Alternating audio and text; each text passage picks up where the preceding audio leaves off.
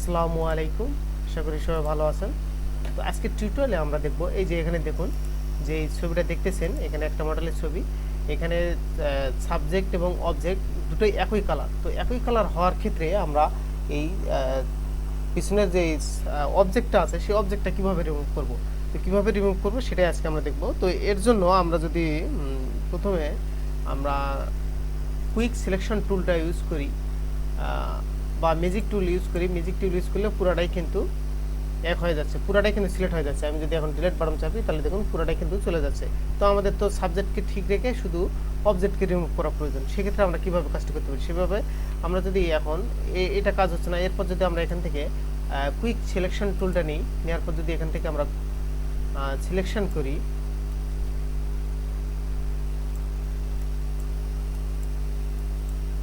এই দেখুন আমাদের কিন্তু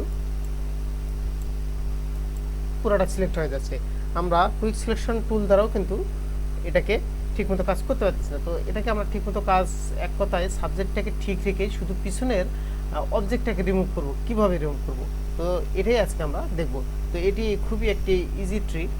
যদি ট্রিকটি আপনারা মনোযোগ সহকারে দেখেন এবং ট্রিকটি ফলো করেন তাহলে খুব সহজে কিন্তু যে কোনো কঠিন ব্যাকগ্রাউন্ডই হোক, আপনারা খুব সহজে কিন্তু করতে পারবেন। এটি একটি খুব রেট ব্যাকগ্রাউন্ড, এই জন্য ইমেজ, এই জন্য ছবিতে কিছু খুব রেড ওয়াটারমার্ক আছে। আচ্ছা থাক, আমাদের তো ওয়াটারমার্ক রিমুভের কোনো এক নেই।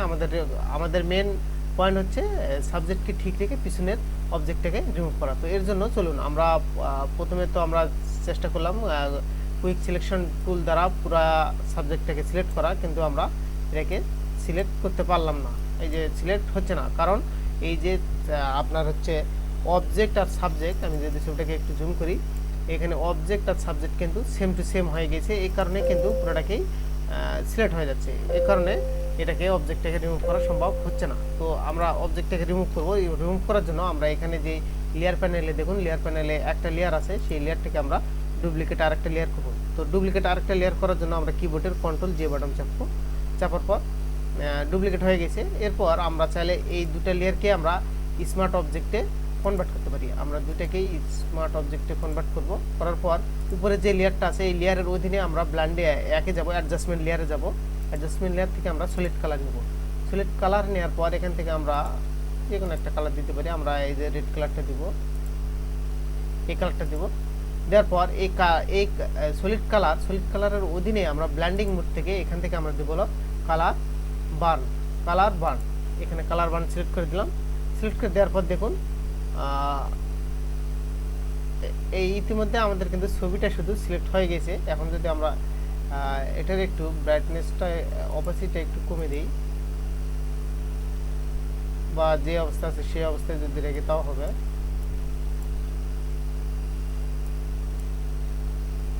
এরপর আমরা এই যে সলিড কালারটা আছে আর আমাদের নিচে যে লেয়ারটা আছে, এই দুটো লেয়ারকে আমরা মার্জ ডাউন করে দেবো, এক লেয়ারে কনভার্ট করব।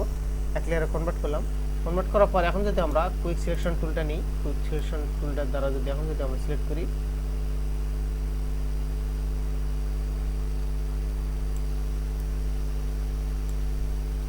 এই দেখুন এখন কিন্তু আমরা খুব সহজে ছবিটাকে সিলেক্ট করতে পারছি। এখন আমরা ছবিটাকে সিলেক্ট করতে পারছি। এখন আমরা উপরে আমাদের যে লেয়ারটা আছে সেই লেয়ারটাকে আমরা হাইড করে দেব। হাইড করে দেওয়ার পর এখন দেখুন এই যে এখানে কিছু সিলেক্ট অবস্থায় আছে। আমরা এই সিলেক্টগুলোকে রিমুভ করার জন্য আমরা এখান থেকে লেসার টুল নেব। লেসার টুল নেওয়ার পর কিবোর্ডে শিফট বাটন চেপে ধরে এটাকে আমরা সিলেক্ট করে দেব। এই যে চলে গেছে। আরও দেখব কোথাও আছে নাকি, আর কোথাও নেই।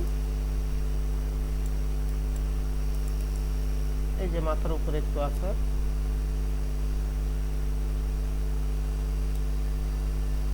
এটাকে মাইনাস করে দিতে হবে। এই যে এখানে মাইনাস,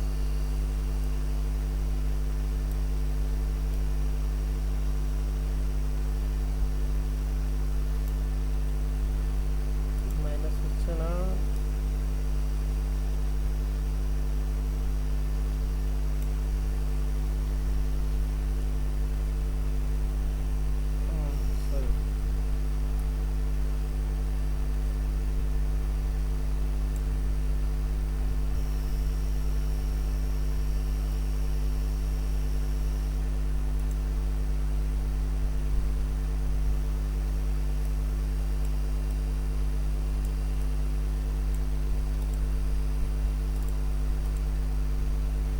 এই যে হয়ে গেছে মাইনাস। এরপর আর কত আছে নাই। এরপর আমরা আমাদের কাজ শেষ। এরপর আমরা এখান থেকে শুধু এই আমাদের মূল লেয়ারে ফাইনাল যে লেয়ারটা আছে সেই লেয়ারটা সিলেক্ট করার পর এখানে আমরা মার্কসে ক্লিক করে দেবো। এই অলরেডি আমাদের ছবি ট্রান্সপারেন্ট ব্যাকগ্রাউন্ড হয়ে গেছে। এখন যদি আমরা ছবিটাকে দেখুন সব জায়গায় আমরা কিন্তু নড়াচড়া করাতে পারতেছি। তো এইভাবেই কিন্তু আমরা কঠিন ব্যাকগ্রাউন্ডকে খুব সহজেই কিন্তু কঠিন ইমেজ যদি একই সাবজেক্ট এবং অবজেক্ট যদি একই কালার হয় তাহলে আমরা খুব সহজেই কিন্তু কাজটি করতে পারি। তো আজকের ভিডিও এই পর্যন্তই। যদি ভিডিওটি ভালো লাগে থাকে অবশ্যই ভিডিওতে একটা লাইক, কমেন্ট এবং শেয়ার করবেন। ধন্যবাদ সবাইকে। আসসালামু আলাইকুম ওয়া রাহমাতুল্লাহি ওয়া বারাকাতুহু।